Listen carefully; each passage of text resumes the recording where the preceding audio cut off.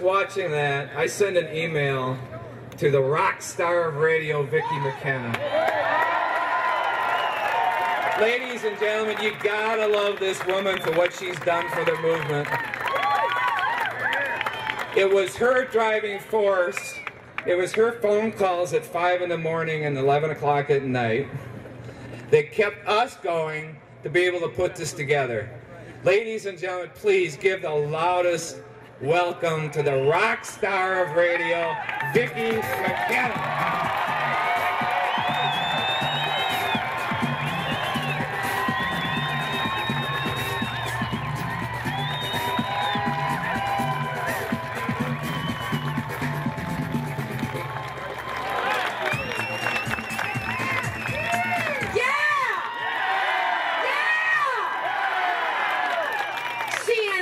We put 100 people on the steps of the Capitol. 100. Yeah! No one thought it was possible. And look what you did. Everybody thought it was astroturf, phony grassroots. There are more than 5,000 of you out there.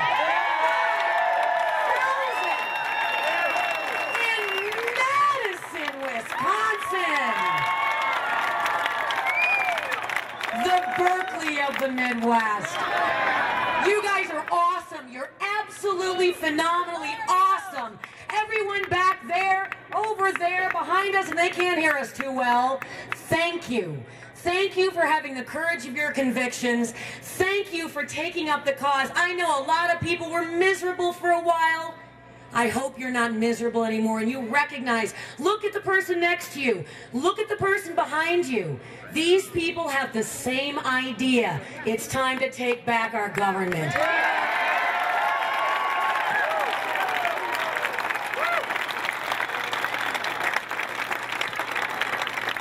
Let me introduce you to a youngster who wants to take back our government.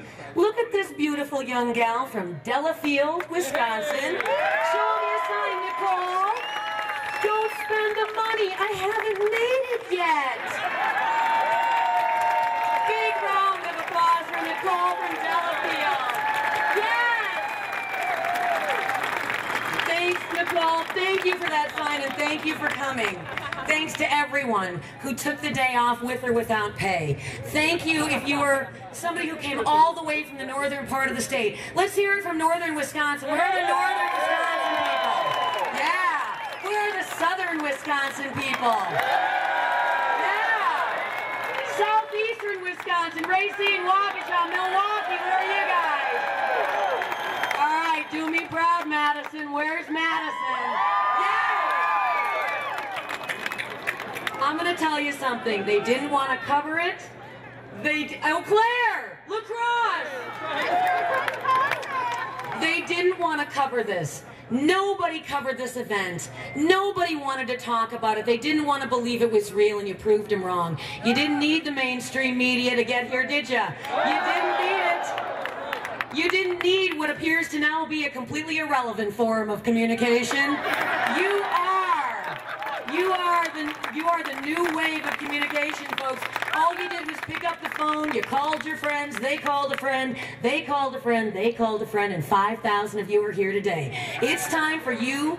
It is time for you to recognize government is not separate from you. Government is an extension, like it's your arm. It is an extension of you. It is not an entity that exists to do for government. Government is an entity that exists to do for you. And it is about time the people had a say. Let me tell you something, folks. Inside that building right now, they have scheduled committee hearings so that our representatives wouldn't have to confront us. It's true. Right now, the rent seekers pushing for an expansion of welfare entitlement programs in Wisconsin are in there. You're out here, they're in there. Why are they in there and we're out here? Why don't they want us in our house? We paid for that house.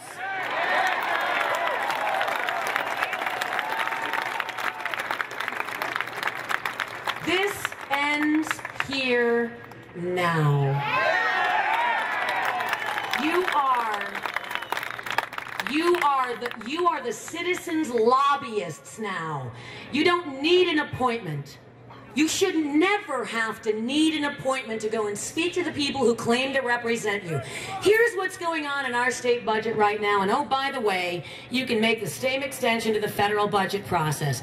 Major pieces of policy are inserted in that budget so that we won't have a chance to debate, like an expansion of welfare entitlements in Wisconsin. Is that something you think we ought to be debating as a citizenry? I do. How about releasing thousands of felons from Wisconsin state prisons? I think maybe the victims might like to have a say in that one. There are elements inserted in that budget that demand and deserve debate, but they were hidden in that budget to keep us away from it. No legislator in their right mind would propose any of these ideas, raising our auto insurance rates for no good reason other than providing a sop to the big check writers of the Trial Attorneys Association. Nobody would introduce that on the floor of the legislature, so they hid it in the budget and they hope that you weren't paying attention. But you're paying attention now. All of you are paying attention. Let's see if the media's paying attention. Are the TV stations paying attention to this budget process? Are you reporting the information that these people need so that we can make informed decisions? Do your damn jobs. It is time.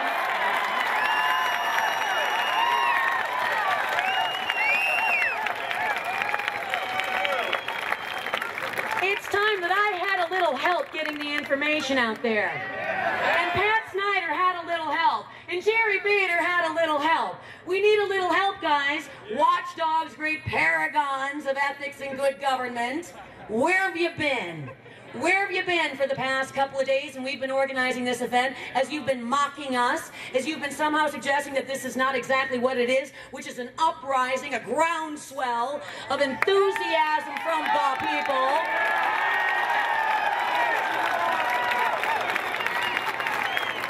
We don't want socialism. We don't want the American promise. We want the American dream.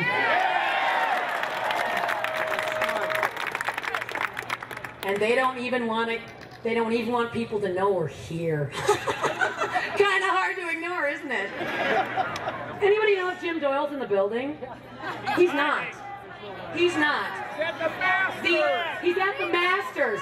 The absentee governor. The governor who was absent when Thomas Industries decided on Louisiana for 300 jobs. Thanks very much. We appreciate that. Or Johnson Control decided on Michigan for 300 jobs, paying about $40,000 a piece with benefits. We need jobs in Wisconsin. Our governor, in addition to raising our taxes and wanting to expand entitlement programs and paying off every political constituency that ever wrote him a check for his campaign, he can't even get us some jobs in the state of Wisconsin. He's chasing them out.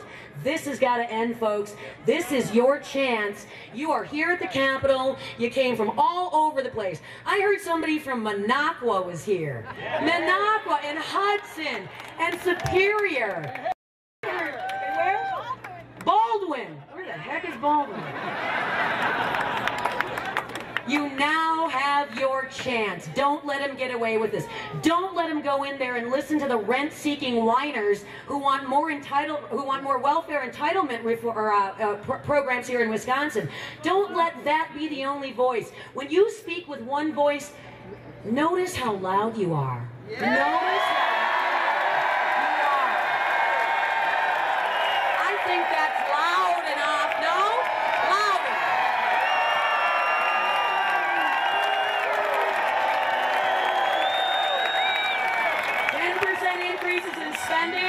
that's got to stop. You know what? Jim Doyle's not planning to write me a check to pay my mortgage. I can't afford his budget. You guys have the opportunity today, but when today is over, it can't be the end. It cannot be the end. You have to go forward. You have to continue this. This is a way for folks to take a first step.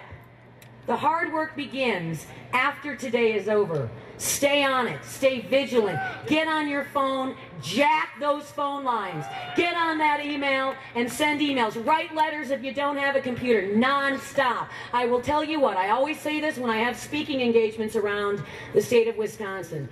When a left-wing activist wakes up in the morning, before he or she hits the snooze alarm, they're thinking about ways to take more of our money.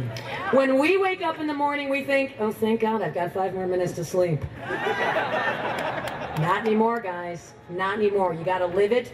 You've got to breathe it. You've got to make sure you hold those bozos accountable. Get inside that Capitol building and you speak your piece. You have got, oh, I don't know, about an hour and a half. What, about an hour and a half to go in that beautiful building and reclaim it because you paid for it. You paid for every last brick in that building. So thank you all for coming. Thank you, thank you, thank you, thank you. You give me